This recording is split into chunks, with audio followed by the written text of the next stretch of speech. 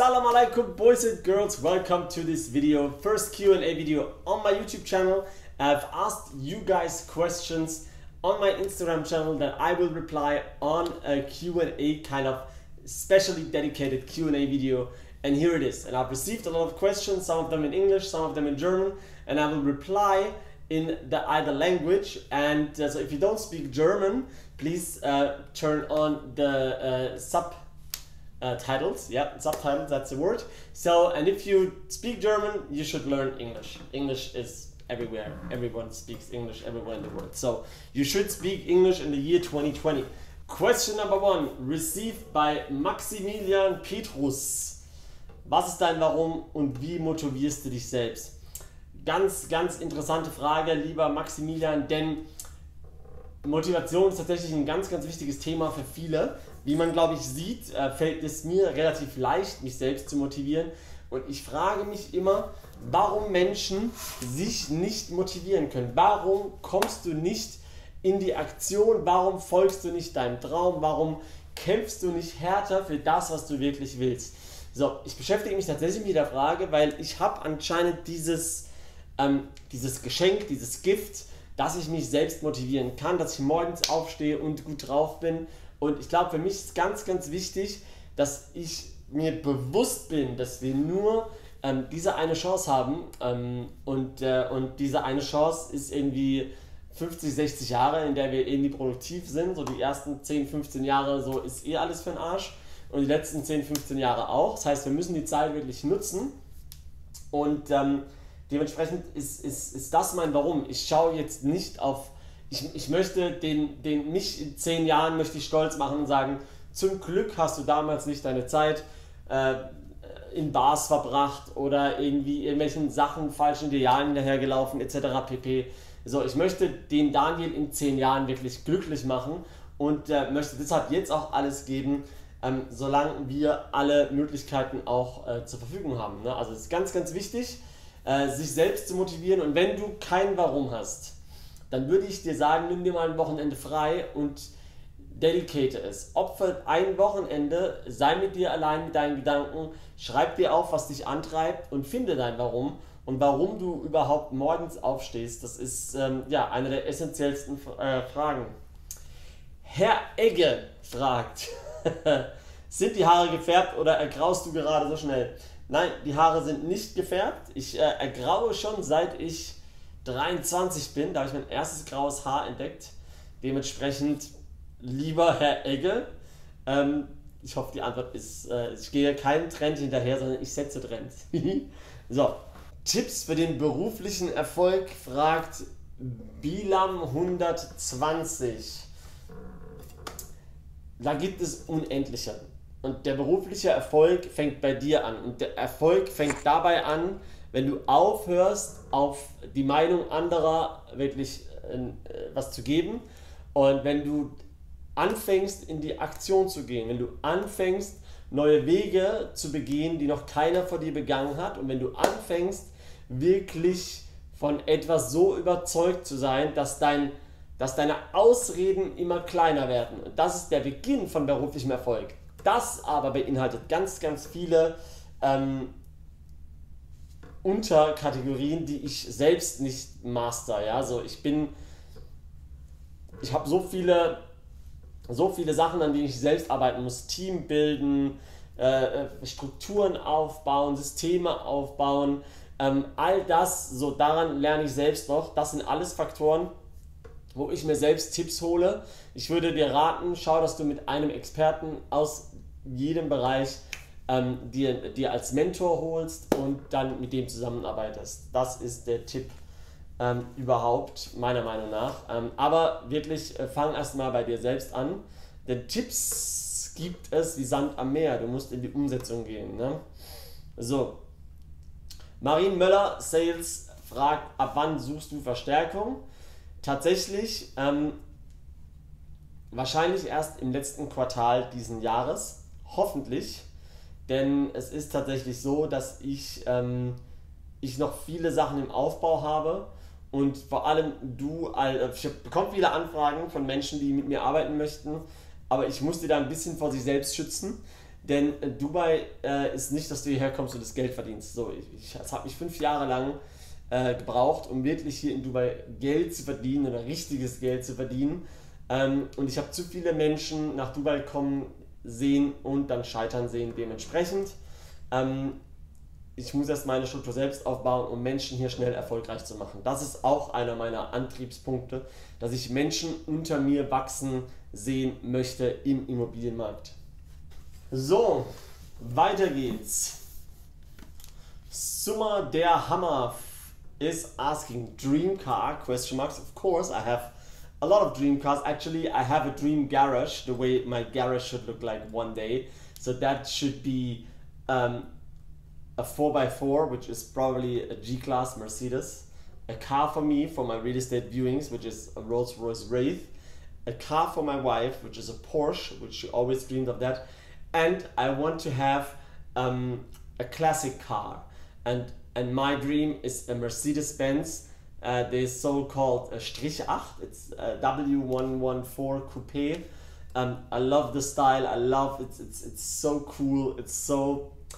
This is my dream garage. So, and maybe a Ferrari every now and then. But then again, you can borrow that. So no need to own that.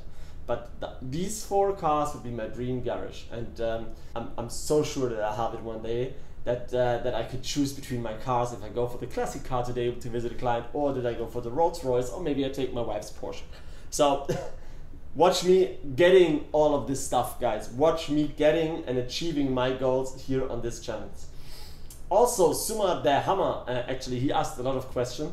He asked, how much commission do you get? And commission in Dubai is very negotiable. This can be only, like my first deal was 0.75%, out of which I got half. So I made a deal for 0.375%. But I had also deals where I made 6%.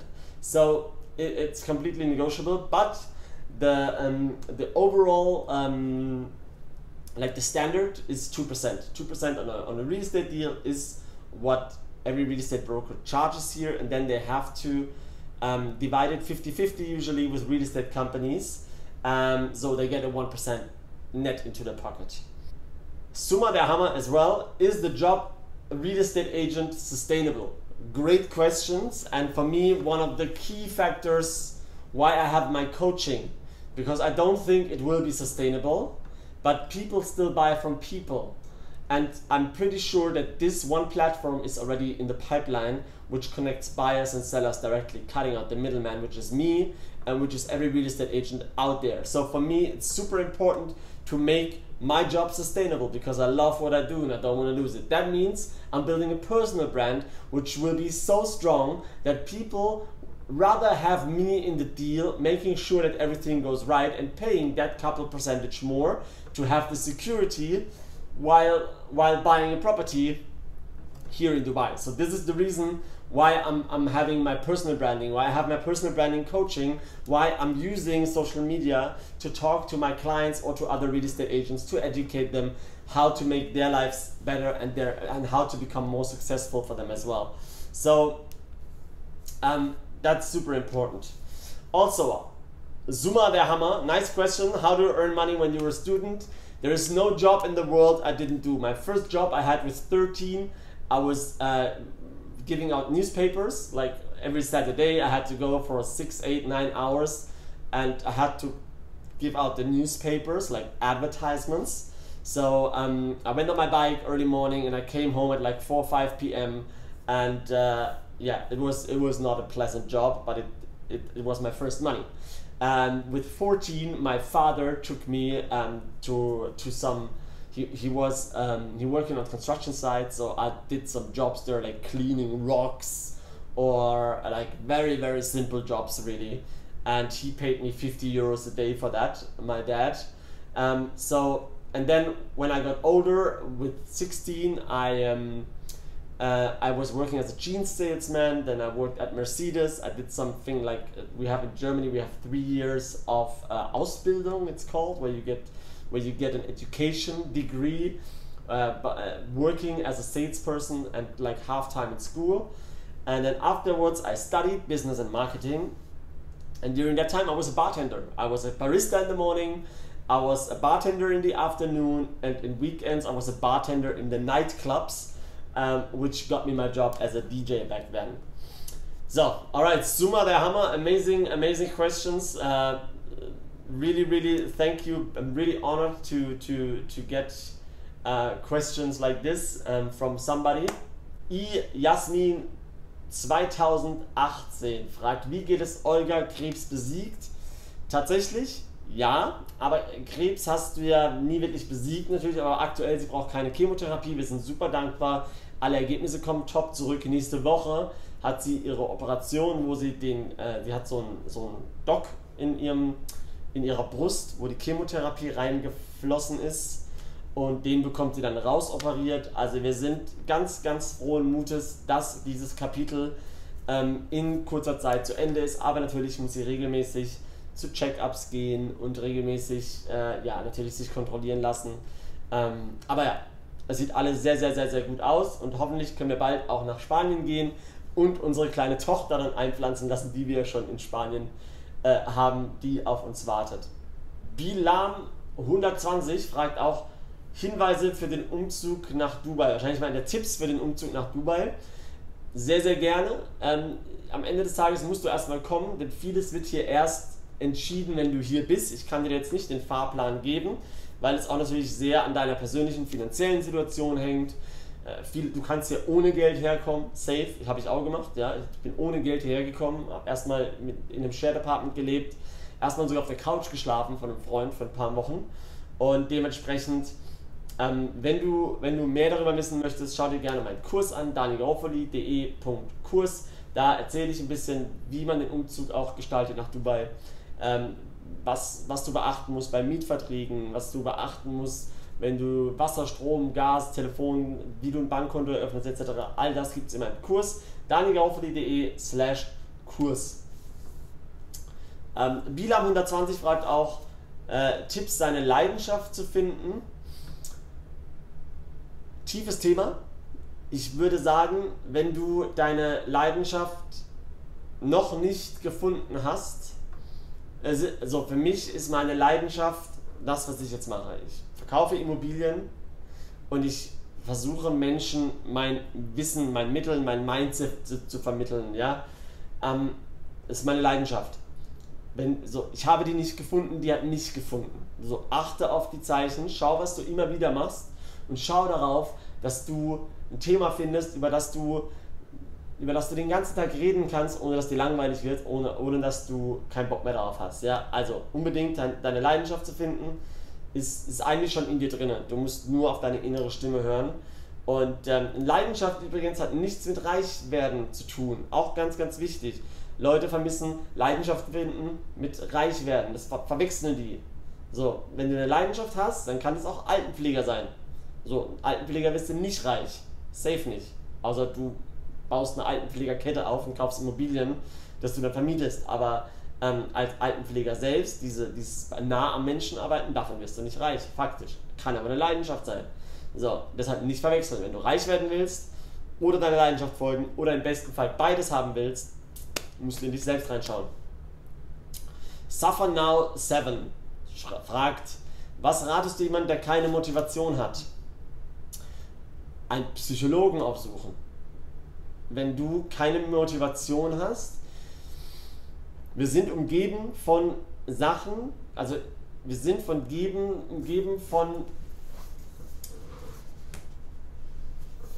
wie soll ich das am besten sagen, ohne dass das jetzt beleidigend klingt. Sobald du dein Handy heutzutage aufmachst, sobald du auf die Straße gehst, du bist umgeben von Sachen, Menschen, Dingen, Situationen, Events, wo du nicht hingehen kannst, weil du dir das nicht leisten kannst. Menschen, an die du nicht rankommen kannst, weil du mit denen nicht geistig auf einer Ebene bist. Uhren, Autos, Klamotten, die du nicht kaufen kannst, weil du broke bist. Wenn dich das nicht motiviert, dann ist bei dir was essentiell. So, wenn du aber den Wunsch hast, das zu erreichen, was ich angesprochen habe, wenn du sagst so, I don't give a fuck about anything, dann bleib zu Hause, okay, das ist ja cool. Aber wenn du so eine Frage stellst und dich Suffer Now nennst, würde ich sagen, nimm mal professionelle Hilfe an. zumindest red mal mit einem. Das wäre, glaube ich, gar nicht mal so unwichtig. HS Industrieboden fragt: Salam alaikum, wir sind ein kleines Unternehmen, brauche Tipps, wie ich an neue Aufträge am besten komme. HS Industrieboden, wenn du, also ohne dass ich dich kenne, ohne dass ich auf deinen Account, ich sehe jetzt die Frage zum ersten Mal, ohne dass ich dich kenne, ohne dass ich auf deinen Account geschaut habe, du kriegst neue Aufträge im Internet im Jahre 2020. So, wenn du dich unter dem Namen HS Industrieboden versteckst, interessiert das keine Sau. Zeig mal deinen Namen. Wer ist denn HS? So, wer ist HS? Zeig den Menschen, wer HS ist, und sie interessieren sich auch für deine Industrieböden dann.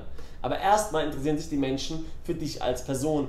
Und wenn dieser Gap gegangen ist, wenn dieser Step vorangegangen ist, wenn du deine Mission, deine Vision, dein Inneres nach außen auf Social Media trägst, dann wirst du auch Auftragnehmer finden, die mit dir zusammenarbeiten wollen und nur mit dir. Natürlich, es ist Arbeit, ja, und es ist nicht einfach. Und ja, du wirst auch Rückschläge erhalten. Und ja, wahrscheinlich das erste Jahr passiert nichts, weil Industrieböden ein sehr, sehr tiefes Thema ist.